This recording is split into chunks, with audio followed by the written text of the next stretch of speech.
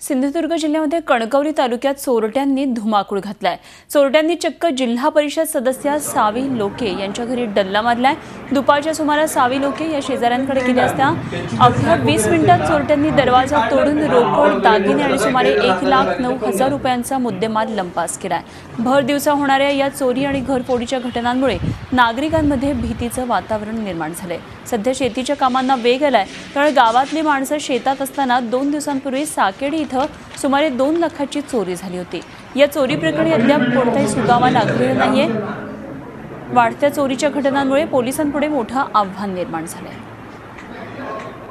भावाच्या घरी गेलेले होते, त्याच दरम्यान परत आले 20 मिनिटात लॉक तोडलेला होता आणि त्यामुळे मी आत आले नाही, शेजारच्या घोरपड्यांना बोलवून घेऊन आले। आणखी आतमध्ये आलो तर सगळं अस्ताव्यस्त पडलेलं होतं। कबर्डमधलं एक मंगळसूत्र, अंगठ्या असं सामान चोरीला गेलेलं होतं। एक कॅमेरा होता, घड्याळ होतं, ते सगळं चोरीला गेलेलं होतं।